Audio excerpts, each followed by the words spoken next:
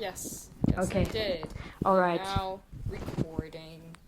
All right. Good. Well, finally we are doing it. Yes, finally. Oh my god. I know. It will be nice to look at how long we were in call already before we actually started. Yeah. Holy shit. I feel bad. I genuinely feel bad for anybody that takes an interest in this and they like genuinely like our content, but then they realize we're only gonna post like once a year. Oh yeah, we're not gonna. And that's not even a given, you know. Oh yeah, it's gonna be not a regular schedule. Not a regular schedule, girl. Like, you better be glad. You better be glad we have a professor hunting our asses down. Exactly. Because that's probably the only reason we're gonna do it regularly. But who knows? Maybe we're gonna get good at this. Yeah, so whoever hears this, who knows? Please hype us up. Exactly. What if we just, find our vibe, it just keeps going. The train will be set in motion, you know what I mean?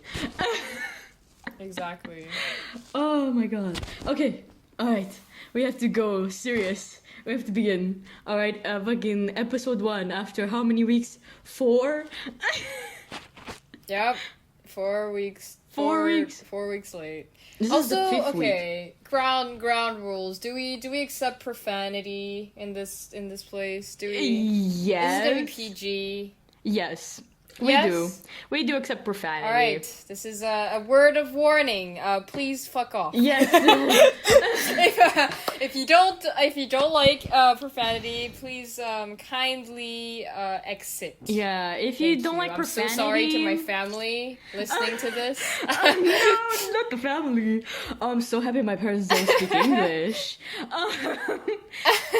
My brother might find this. Please don't find it. Igor, Oh, no. please leave. Well, if you don't like profanities, then Goo Goo Gaga, I've got your milkies if you want to be such a fucking baby. Okay, there we go. Finished. Warning over. Now, since this is, the first one we're doing, right? How do we say it? Intro. What is the intro? How do we introduce the movie?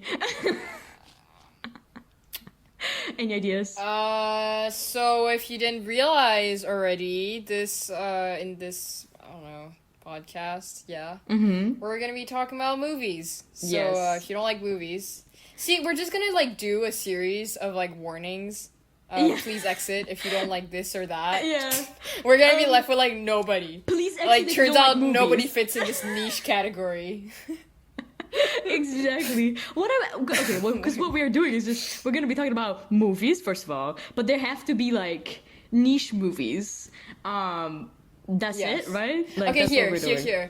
Okay. This is the clear list of disclaimers. If you Alright. don't like profanity, you will not like this podcast. If you don't like movies, you will not like this podcast.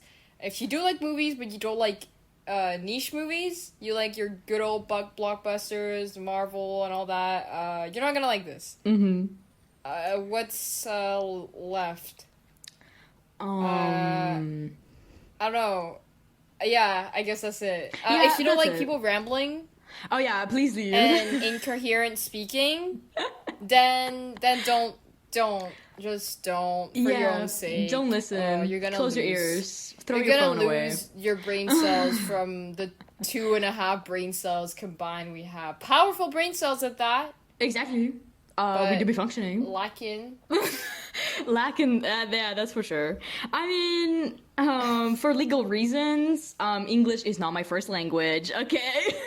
It so if isn't I mine sound either. Stupid. It is not mine either. It is not my first language. Okay, suddenly I'm very Russian. Okay. Yeah, I'm eating a borscht as we speak. Okay. Yes, I am eating my baguette. Yeah, I'm no but the longer, baguette, I don't even- American. I don't even know how to do it as Whatever an you accent. thought I was, I am now French. Oh no, I'm a be Italiano, I'm a be the Française, or I don't know, but I cannot do the fucking Russian accent. I can't do it. Mr. Wawa. Okay. Mr. 305. Should we like introduce ourselves, or are we just gonna be Braincell 1.5 Oh, yeah. and Braincell? Well, I mean, What comes up? Wait. What are we? Dream? Dream S&P? What are we? Corpse? Husband? No. We have to have a name, okay? What? Okay. Who first? Well, I'm Laura. Yes, my name is Laura. Yes. Laura. Okay. Yes, who are you? Not what are you? I sure hope you're not a what. Okay. Alright, Laura. Well, I am Lana. Okay. That's it. That's all. I have nothing else to say. Yeah. I didn't think. Five fucking minutes of introduction. Yeah, literally. It's a podcast. It's okay. It's a podcast. It don't it's matter. fine, right? That's what they do. It do not matter. That's what they do in podcasts. Exactly. Yeah, that's true. But you have never listened to a podcast? Hello? Of course. They just ramble for nothing for like 5 hours. That's fine. Don't worry about it. It's all forgivable. It's warming up. Yeah, like, what are we gonna write in our report if we are just, like, perfect from the beginning? Am I right? Like, what are we gonna say in our journey? Exactly. Oh, we just started and we were perfect? Like, no. No, girl, that's not a fun arc. That's not a fun character arc. We need to develop. True. So, this is how we begin. True. So, the fucking topic of today is the movie of choice. What is it? What is it? What did I just say? I don't know, but... Say the movie of choice is drum roll. Drum roll, and if there isn't, then it's just silence. Imagine drum roll. Syndromes and a Century by Abhishek Hongwilasetakun. Thai movie. Thank you. Yes. From now on, for legal reasons and other reasons, you will be saying his name so that I don't mispronounce it. Okay. Good. All right. We don't want to get sued. We course. do not want to get sued. Not that by I think Joe. he'd care. Joe, please. But you know. Joe, please. Right. I'm uncultured. Joe. Yes. All right. Thank you, Joe. Please don't make us pull out the Joe Mama on you. No, not the Joe Mama. He's probably heard it many times. Like, let's be real. That we should think of something new, something new and fresh. Okay, let me just read out a bit of that good old Wikipedia, bit of that information about Syndromes and a Century, just for the background, okay? Syndromes and a Century is a 2006 Thai drama film written and directed by, insert name, Joe. The film was among the works commissioned for Peter Sellers' New Crown Hope Festival in Vienna to celebrate the 250th anniversary of the birth of Wolfgang Amadeus Mozart. It premiered on August 30th, 2006 at the 63rd Venice Film Festival. The film is a tribute to the director's parents and is divided into two parts, with the characters and dialogue in the second half essentially the same as the first, which we have noticed, am I right? But the settings and outcome of the stories are different. The first part is set in a hospital in rural Thailand, while the second half is set in Bangkok Medical Center. So it wasn't 100 years later, it was at the same time. So I'm already proven wrong. Right off the bat, your theories are like all gone. It's all crumbling down. We literally down. have nothing to say anymore. It is all crumbling down. All the substance we had, gone. Don't worry. I will not describe myself. I will prove myself. Okay, we'll talk about it later. Okay. Alright. Joe himself has said that the film is about transformation, about how people transform themselves for the better. Okay, that is kind of already disproving the rest of my theory, but it's okay. Don't worry about it. In Thailand, Syndromes and a Century became controversial after the Board of Censors demanded that 4 scenes be cut in order for the film to be shown commercially. And the director refused to cut the film and withdrew it from domestic release. Since then, the director had agreed to a limited showing in Thailand where the cut scenes were replaced with a black screen to protest and inform the public about the issue of censorship. Which, remember you told me about it when we were watching it? It was the kissing scene and a drinking scene. Oh, and the monks doing something? Yeah. Just like the monks playing around with toys. Yeah. Just because it contradicted the, like, I guess, sacred nature of monks. How you see them as, like, they're not normal, like otherly right? beings, and then right? boom, they're shown, they're shown playing with toys, and then suddenly you're like, well, yeah, I guess they are normal people like we are, except they're just extra committed to their faith. Yeah, But yeah, it makes them look more like normal, right? Humanly, lowly, like humanly, normal. yeah.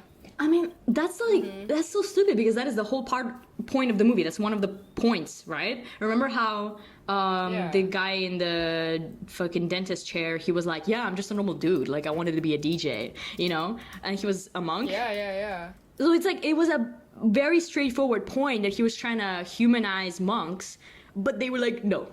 No, you have to cut that out." What, are you just cutting out the main fucking point of the movie? Like, yes. Yeah. Pulp Fiction? No. You have to cut out every scene that has Samuel L. Jackson in it. You have to fucking cut that shit out.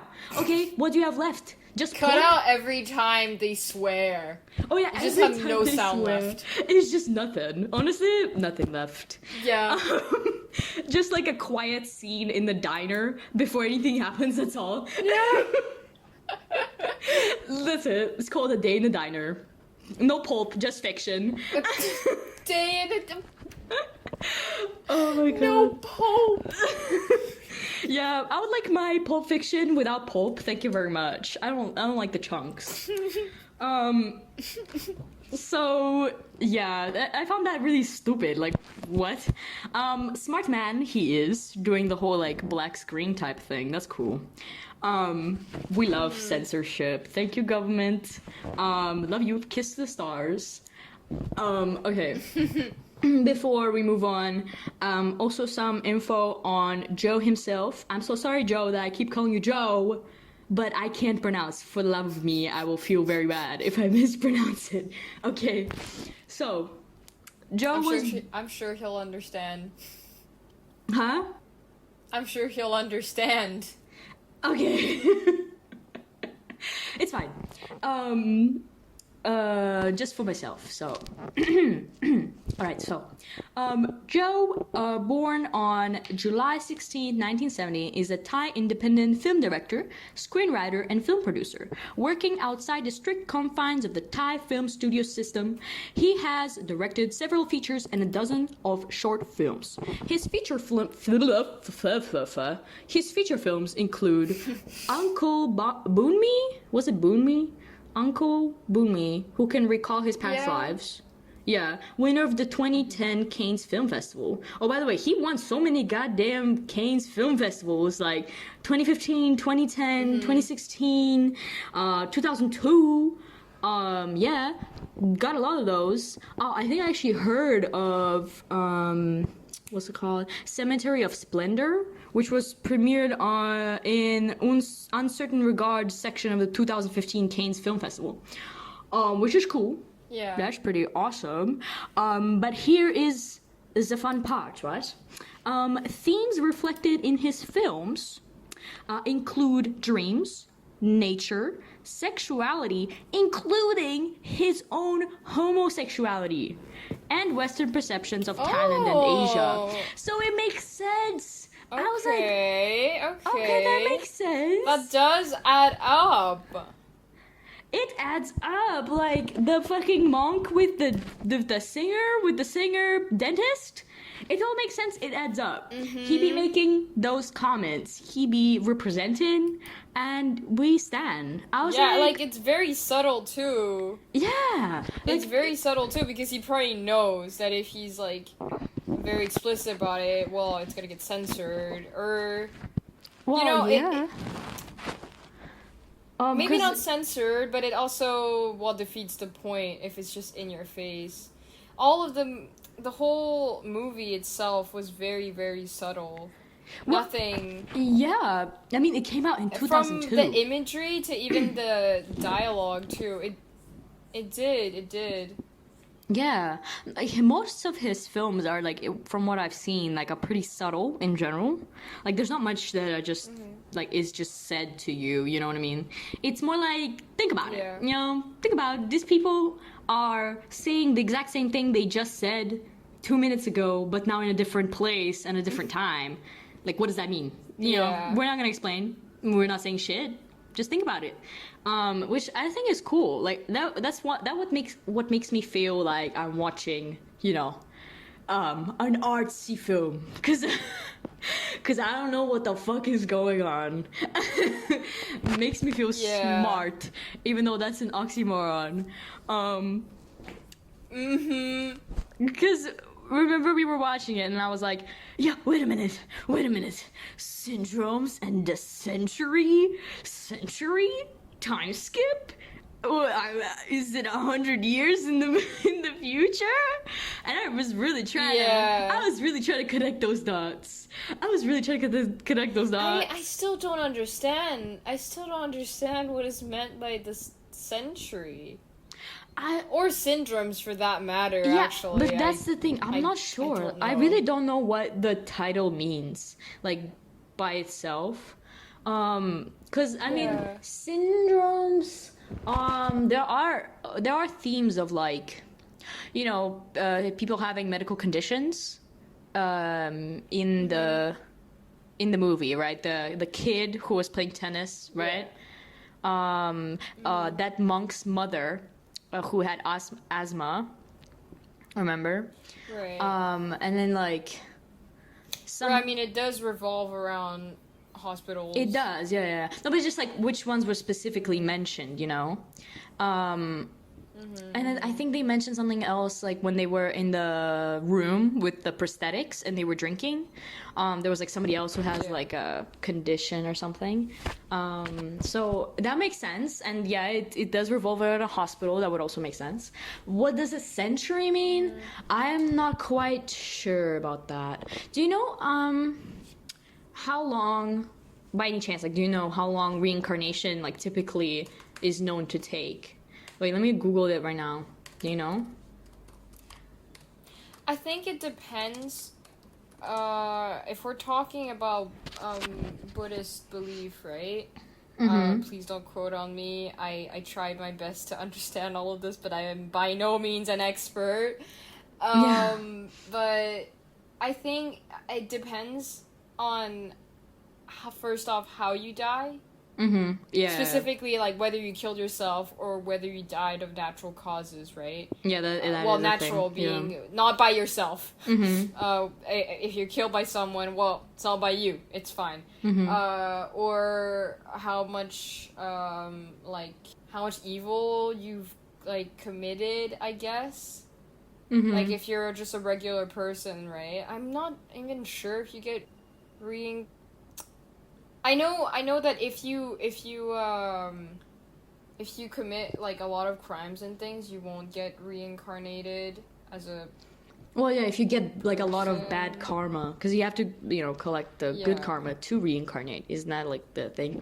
Yeah. Yeah. I'm not sure. If I'm not wrong, there's something about like you don't get to reincarnate as a person right away. Like you'd have to go through a cycle. Oh, yes. And reincarnate a certain number of times as animals before you become a human again.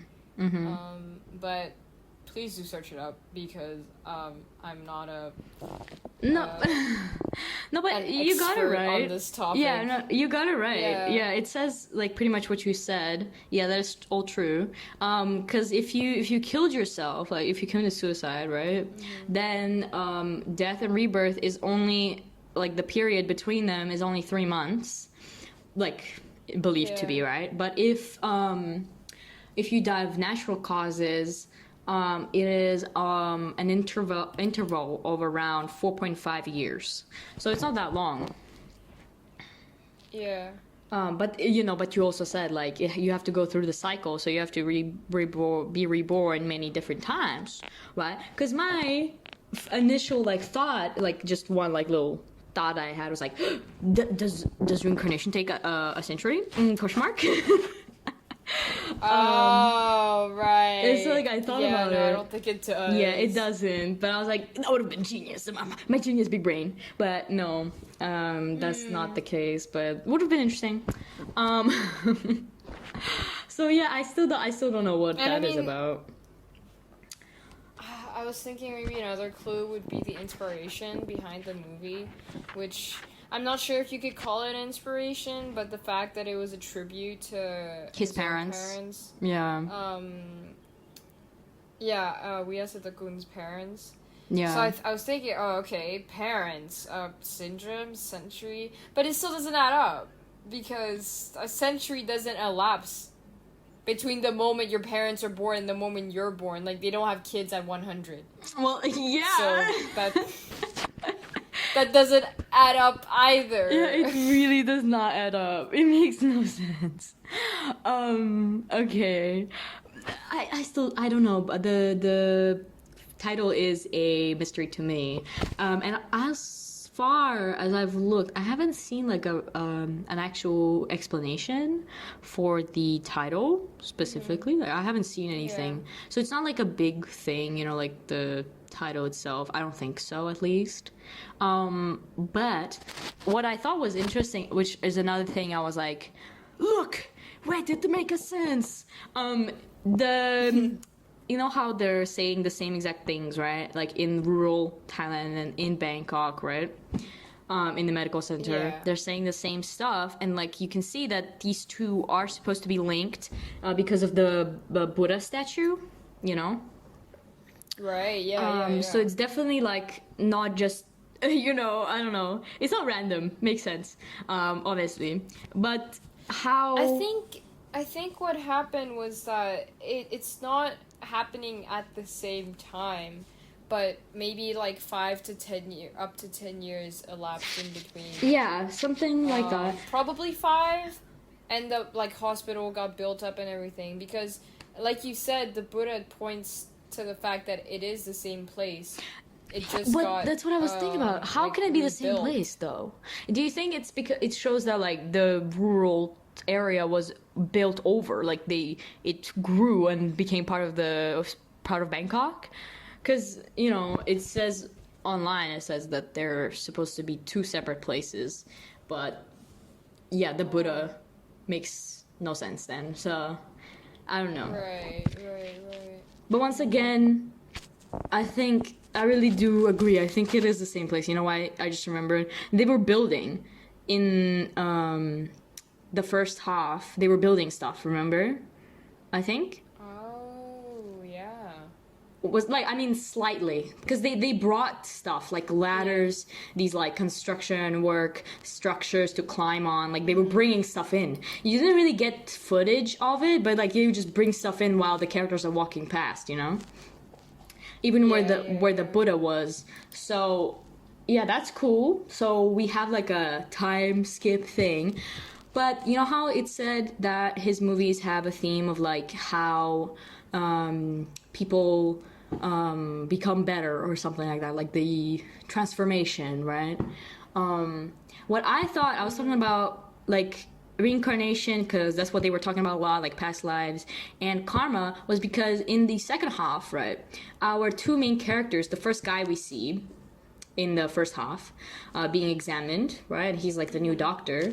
We see him, he kind of disappears, but then appears again before she tells her story, right? Because he kind of confesses his love and he's sad, But she doesn't return the feelings, but also kind of ignores them as well.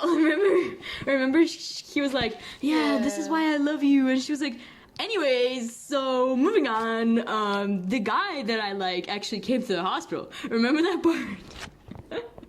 Right, yeah. And then in the second half, he's actually the one who's like happy. He has this like, I guess girlfriend, I don't know. And they're gonna move away somewhere together. Like they're very much happy, epic. Meanwhile, that girl doesn't even appear that much. She only appears twice in the very beginning, where she does the same exam for the doctor guy, and then when she's sitting at the desk in a dimly lit room by herself, like propping her head on her hand, and like just looking off into the distance. You know, she's sad. We see, and while he's juxtapositioned to be happy, so it's very like flipped over. So I don't know. It's like you get what you deserve type vibe type thing. I don't know. Yeah, I guess there's a shift in power dynamic too, right? Because in the beginning, it's very focused on the woman. Yeah. Like, at the beginning, you see both of them, the guy's getting interviewed. But then he's kind of gone. Like, you hear their interaction with that scene where they overlap the sound, but you only see the countryside. Yeah. Which goes on for quite a while. Mm-hmm. But then, besides that, the guy kind of disappears, and it's all about the female doctor. True. And then you get other scenes with separate characters, such as the dentist and the monk. Mm-hmm. But overall, the big focus was the female doctor. And then in the second part, suddenly the focus is shifted onto the male doctor. And like you said, you only see the female doctor twice. Mm-hmm. And it's like, well, not only does, I guess, the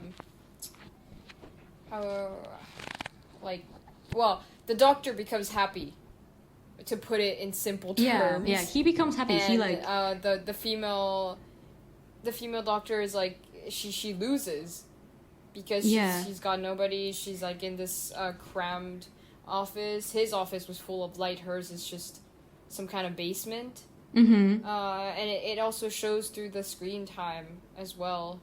She's no longer given that much time on screen. We don't really know what happens with her. Yeah. One can only assume that some things have happened. Yeah, it's like the use negative. of screen time is as in to show point of view, right? Because even if you don't really think about it, in the first half, it really feels more like you're from her point of view, you know, just even though they're both on the screen, right? They're both in focus. It kind of feels more like, who is this guy? Remember when he's just saying, oh, I'm sad, like I'm in love, I can't eat, whatever. But you feel more like you don't know him. He's just a secondary character, meanwhile she's the main one. And you watch her flashback. You watch her story about the orchids, right? About the florist doctor. Not doctor, he was just a... Was he? I don't remember. But botanist? Yeah, he did like botany stuff. So yeah, and then in the second half, she literally almost doesn't exist.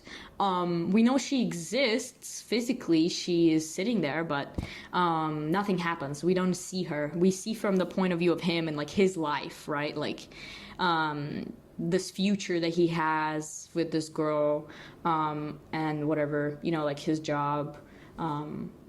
So yeah, it's a very like, he got the good ending, she got the bad ending type thing. Yeah. Also, I wanted to ask about that moment. Remember when they were sitting in the basement in the room with the prosthetics, and at one point, one of the older women, she was staring at the camera. Like, she would be staring at you while the camera zooms out, like pans out. And I think they're talking about chakras, right? Something about... Right.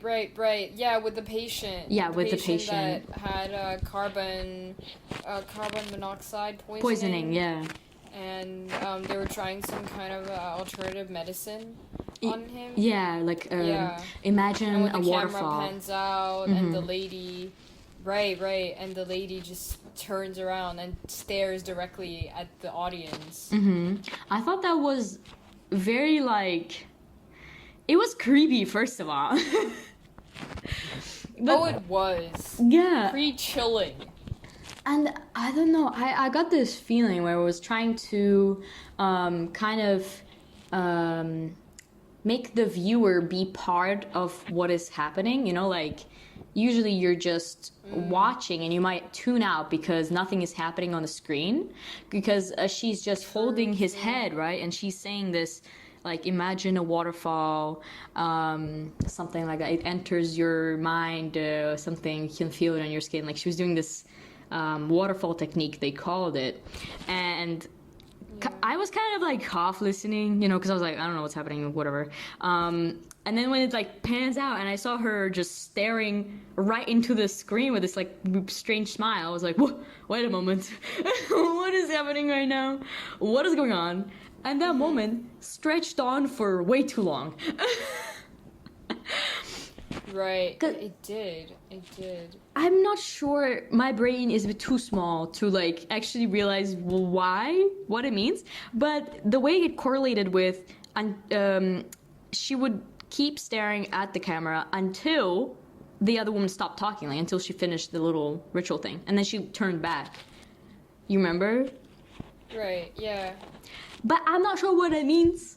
But it is quite interesting. I don't know. Maybe it was. My only guess would be that it's trying to like forcibly draw the audience attention back in, because there's nothing quite as chilling as a character stare right into your face. A character that's supposed to like not exist, Yeah. That suddenly seems aware of your presence.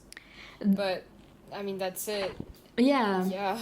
It's because that's when you destroy the fourth wall, it has to be done purposefully. It can't just be done for nothing. And I mean, I think this movie, this film, has it's pretty purposeful. Like, I don't think it just puts stuff in there for no reason, you know what I mean? Like the Buddha statue and stuff like that. So I'm like, okay, I think that maybe it was kind of a way, a device to maybe encourage the viewer to do the same as how the actress woman was trying to do to the patient guy, because she was saying, do this, do that, like close your eyes, blah, blah, blah.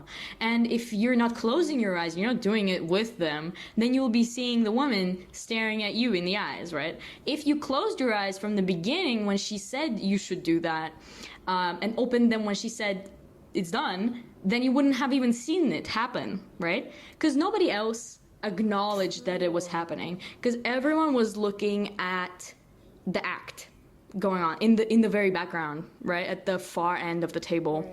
So it was very like separation. There was like a separation of viewer point of view and character point of view. So I thought it was kind of smart, kind of interesting. I'm reading a piece on the movie, and they point out that the first part, so like I said earlier, right, the first part focuses on the female doctor, the second part focuses on the male doctor. But one thing we didn't mention so far was that the first part is actually it's set in rural Thailand. Right? Yeah. And it feels a lot older. It feels like it could be the 90s. And here it says the place is reminiscent of the world in which the filmmaker was born and raised. Whilst the second part of the movie is a lot more modern and really reflects the world in which he currently lives in. In which we currently live in. Yeah. As a matter of fact. Yeah, so that's quite interesting too. Well, yeah, and it also ties into the tribute to his parents, right? True, yeah, it does. Because if the movie is in a way about transformation, right? Growing up is transformation, right? That's how people change, right? You from where, like, you can... I mean, it's like his own journey, right? You come from a place like this, and then you transform into someone who is in a place like this, right? It's very two contrasting, different environments and stuff like that. So it does make sense. It does fit. The puzzle pieces, they fit. But yes, what else was on my mind? Do you remember anything else from the movie? And you know how we were trying to pinpoint exactly the setting and things? Yeah. Now that I think back at it, I feel like perhaps the reason why we were never really fully able to like agree on a certain era was because the point of the movie wasn't to necessarily reflect reality.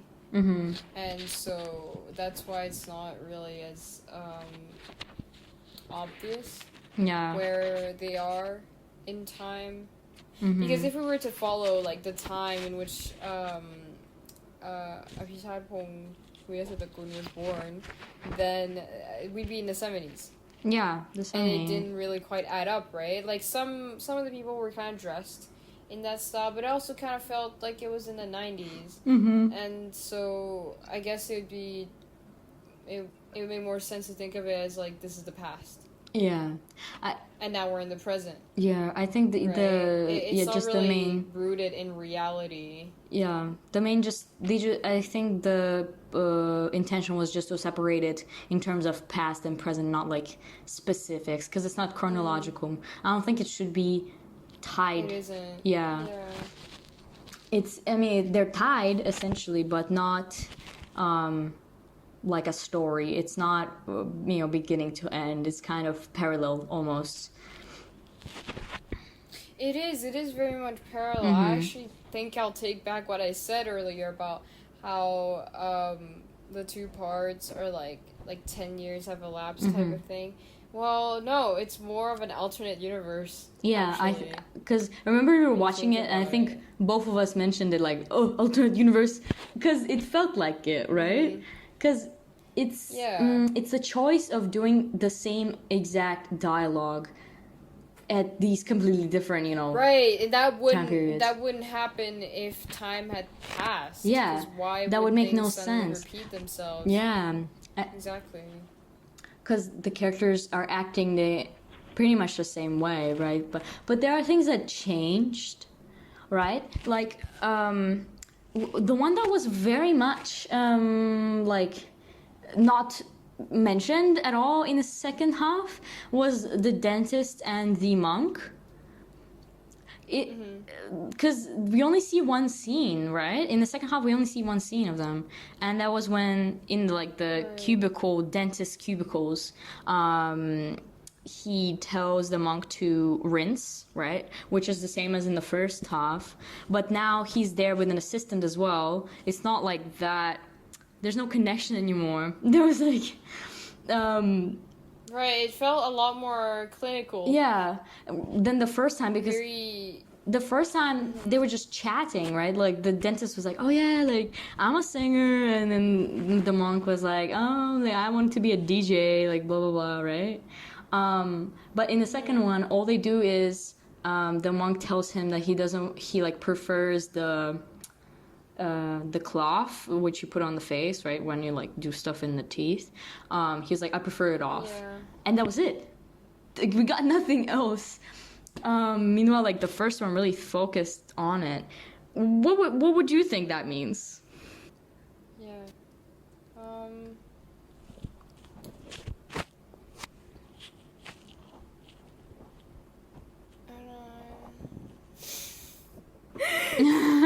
Silence. My brain is profound silence. It's all right.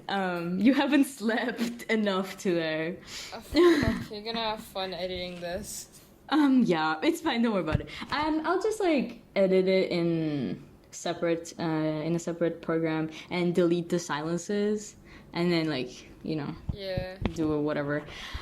It's okay. Don't worry about it. What would I say about that? Well, this might be really off, right? But I think maybe it's kind of about how the environment, right, can affect people's relationships and stuff like that. Because look, if these two people, because they're the same people, all of these people are the same. The characters, they don't change, their personalities stay the same. So these are the same two people. If they met at a time like the first half, which was, okay, let's say 70s or 90s, whatever, rural Thailand, in the country, then they got really close. Like they became, first of all, friends, okay. Then there was some ambiguousness, okay, but you know. And then in the second one, they're in a more, you know, modern clinical setting of a hospital. There's an assistant with them, so it's very professional. There's no human connection. So that time, it is just a doctor and a patient. They don't have that, like, they don't click at all. They don't interact interpersonally. So they just go their separate ways. That's why we don't see them ever again. Meanwhile, in the first one, we got to be really introduced to the dentist because we watched his whole entire performance, right? Like, we watched his performance in the market, and then how afterwards they had that, like, talk in the dark with the monk.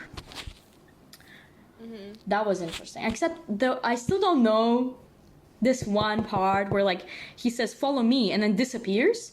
And the dentist walks into the room where he thought he would be, where the seat is in the dark, and there's nobody there. And that's it. Like, we don't see them again until the second half. And I'm like, what does that mean? Because it feels like it means something. I mean, and there's also the talk about the dentist's brother, right? How he had some kind of hunch that the monk was his brother, but reincarnated. Oh yeah.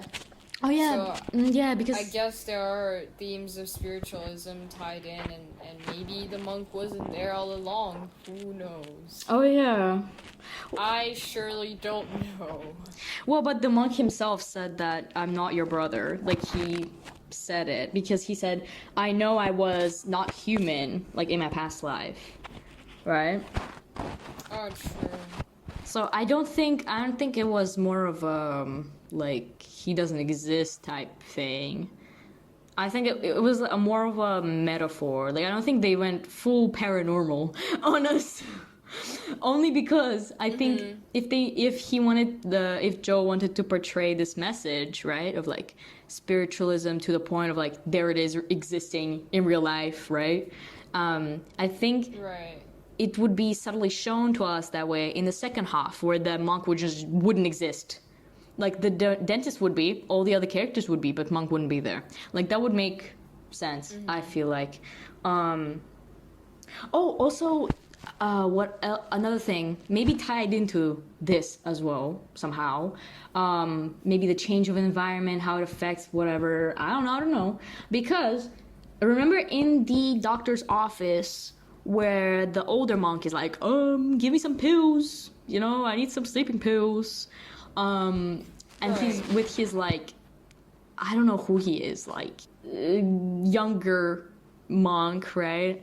In the first half, like trainee monk, kind of, yeah. Yeah, at first I thought it was his relative, but, like, I don't know, he might not be. In the first half, the female doctor is the one in the office, right? Giving him the medicine and stuff, first of all. And second of all, the seating arrangement and the angle of the camera, because you're looking from behind the older monk, you're looking at the female doctor, and you can see that the first seat at, like, the waiting seats next to the desk is taken up by the younger monk, and then the second one after him is just some kid, right? Like, some young guy as well, who doesn't seem to be involved with them at all. He's just sitting there. He doesn't seem to know them. But in the second half, the seating... He was there in the first part. Yeah. It's basically, there's two monks, right? There's the eldest monk, the younger monk. Yeah. And then there's they're always accompanied by some kind of child or, like, young man. Yeah, that's what I'm talking about. Like, their assistant kind of thing. Yeah. Because, you know, in the first one, he doesn't say anything. Like, he doesn't even move. The normal one. The normal guy. Just random guy. Because at first I didn't even take him... Because I would be like, he's not involved with them. He's just waiting as a patient, right? Because you'd think the younger monk is waiting for the older monk, but the normal guy is just sitting there. He's waiting his turn. In the second half, the random dude is actually the one holding the bag for the older monk. He's the one who is, like, also involved now. But the younger monk is still there as well, sitting second and he still knows the older monk as well. So now, like, this man is involved with them. So a dynamic did change. I don't know what the purpose of that was. I have no idea. I don't know why it's the normal guy holding the bag. Yeah. Yeah, but it seems that's what I was not trying random. to explain. It's a normal thing, like in Thai culture. Well, yeah, like, but he would. I mean, I'm not sure in real life, but like in movies, you always see, like older monk, younger monk, and then like a kid, an assistant kid. And in the first scene, he was there as well. But the reason why you don't see him is because the angle of the camera is different. No, you still see him. He's actually the you first. Don't really notice. He's the first to the camera. Oh, he is. He's like. Right. Because, you know, if you remember, like, the direction of the camera, like, camera is placed at the back of the room, looking at, like, the other side, right, where they're all sitting. And the first seat to the camera that is occupied is with the just kid, you know, the normal kid. He wasn't even younger than them. He was the same age as the younger monk. Like, they were same exact height. And he didn't seem to react at all to anything that was being said, or he wasn't even mentioned, or at all, like, you know, what's it called? There was no attention to him at all. So I thought he was just there as an extra, you know, just for patients, you know, being there. But in the second one, he's actually involved, still subtly, but he is. And he's still the one actually sitting closest to the camera. Like the first one who's to the camera is him, because he's now switched places with the younger monk. Which I'm like, okay, what does that mean? The younger monk is now like kind of not important anymore, because in the first one we see him a lot, like, you know, and he's like later on like focused on with the dentist, but in this one he's just not there. Like, he's just kind of sitting there. He doesn't even answer. Does he answer about his mom's asthma? Oh, that's what changes. He doesn't. He kind of just smiles it off. Yeah, he says nothing. He never does. That's what switches. Like, I think it's like the character, like, this guy is just gone. Like, he's not even there. Like, he's there, but he doesn't exist. Because in the first one, he has personality. He has things to say, like, because the older monk is like, what's your condition? He says, it's my mother. Like, it's not me. She has asthma. And he's like, okay, tell him about her asthma. And in this one, the monk himself remembers that it was his mother, so he doesn't even ask. He just says, tell him about your mother's condition. She has asthma. And then continues talking about himself without hearing what the guy has to say, because the guy just sits there awkwardly smiling. It's very weird, but I feel like it would be a weird thing to do without purpose, right? Because I think, still thinking about what it means, but it's kind of like, yeah, he just doesn't have a personality anymore. He's not a character who is there, who's like a main character. Also, the doctor who gives the sleeping pills is no longer the female doctor, it's just a random one who we never see again. Right. Which I guess means she got, like, has a lower position, because perhaps her skill set, right, like, it makes her someone more authoritative in the rural area of Thailand, but in Bangkok, she's just a clerk sitting, like, in a basement with her desk and, like, doing nothing, right? So that could be something. I just realized this. Remember the shot of them, kind of like an establishing shot of the area where the dentist is in the second half, right? Because they pan out, like, they pan towards this cubicle where he is. All the other ones, I'm not sure if they were, like, they actually had people in them or not, but that doesn't really matter. It shows that there is tons of these, like, cubicles, right, for dentistry cubicles with the equipment. It kind of shows that there's, like, a lot of him, right? There's many dentists. There's many patients that are in this medical center. So he's no longer a character. He's just one of the dentists, right? Meanwhile, in the rural part, in the first half, they established a shot by just showing not the whole room. They just show the seat the dentist seat, which is occupied and where the dentist is working. That's the only thing they show. Because there's a shortage of doctors, right? There's only one dentist. So it's like the focus, it makes him more special. It makes him like a personality. And then in the second one, he's just one of them. That's why he doesn't talk. He doesn't appear. He's just kind of, they establish he's there, but he's not like nothing special, you know? He's just a dentist, I guess. Professional. That's all. I think that's pretty interesting. Maybe that's, you know, that's how environment affects the person, you know, the character. They're pretty different in these different situations. But it's just a theory. Yeah. That is just a theory. A film theory. Thank you, Matt Pat. That's it. Thank you. Thank you.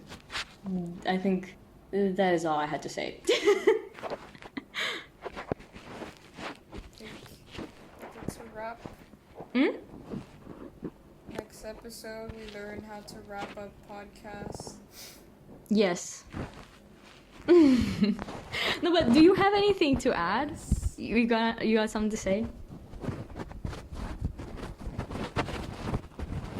Not particularly. Okay. You sound so tired. I am. Oh. I think Syndromes in a Century was an experience more than an adventure. You know, if you get what I mean. Oh yeah. It's not. Yeah. It's not one of those movies where you go from A to Z and you're like, oh cool, so that happened. Yeah. It's more of like you go from A to 9, and 9 to K. Yeah. And K to, I don't know, 24. Yeah. And you're like, huh. That How happened. did we get here again? Yeah. I get what you mean, because it's not a story, you know what I mean? It's not like the traditional storytelling. It's just kind of... Yeah. It's like saying a few... There's a lot of food for thought. Yeah, it's like saying a few different kind of stories, but they don't really connect together. I guess it's pretty cool. Yeah, it's just like something to think about, you know? He introduces concepts and themes. He doesn't say, this is a character, this is their life, or they had to go through this and that. There isn't really a plot, right? There's no plot. Yeah. It's just kind of things happening, which I actually find is cool. So what would you give this movie out of 5 stars? Did you rate it on Letterboxd? I did. I gave it 4 stars because first off, the cinematography was pretty great. I loved as much as some of the scenes felt quite dragged out, they weren't painful to watch, like by no means. Yeah.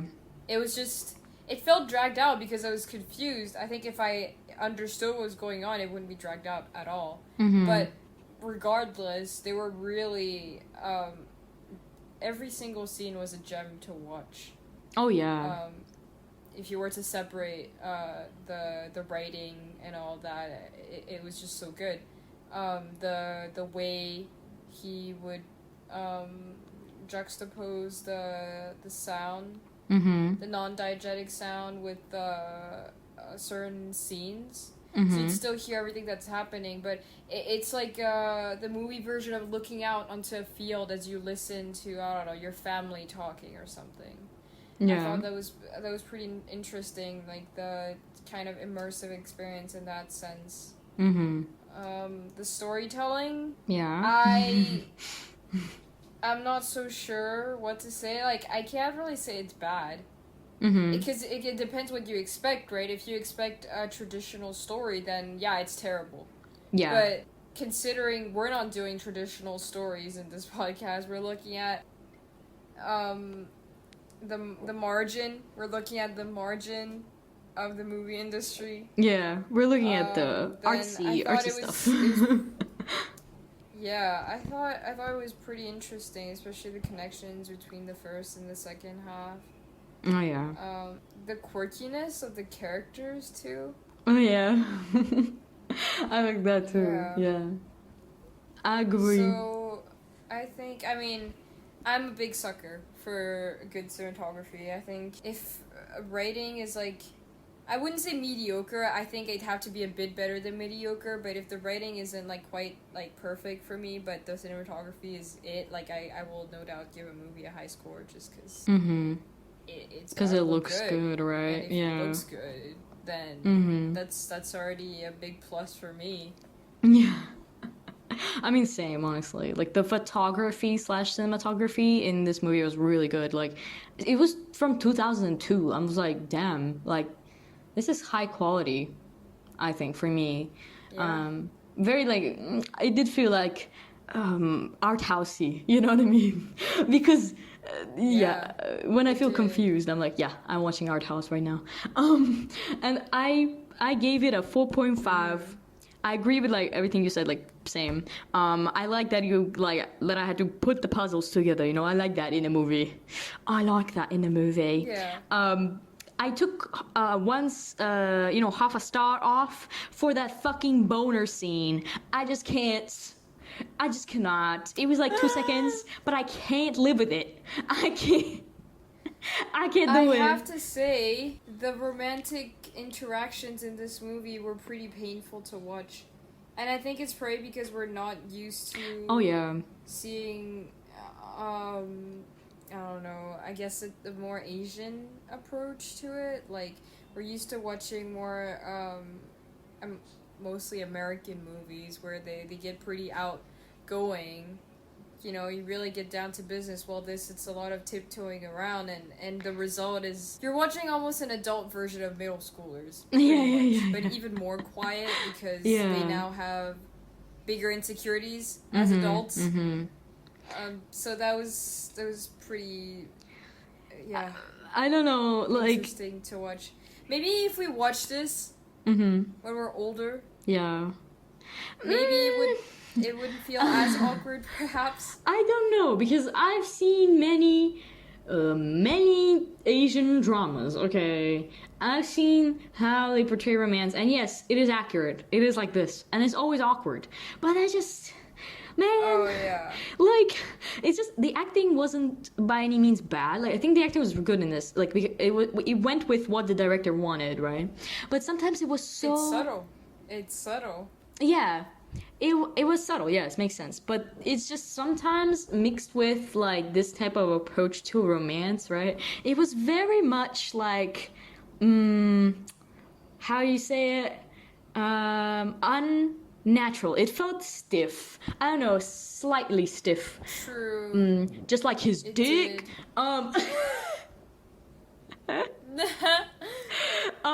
Sorry, but no. Like, they could have kept that boner scene out of there, you know? It would have been the same thing. That's why I take off half a star. But it's just personal, you know? That's personal preference. Other than that, I thought it was a great movie, so, yeah. Definitely recommend all the movie enjoyers to take a peek, to have a watch for themselves.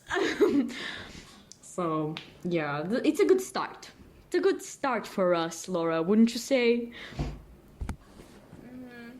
Laura? Yes. Okay, we shall wrap up now, if you don't want to add on anything.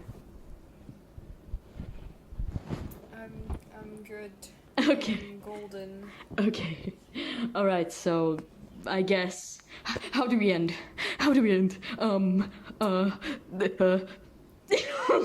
Like I said, I think we'll just have to figure it out next episode. Yeah. But tune in next time for when we figure out an outro.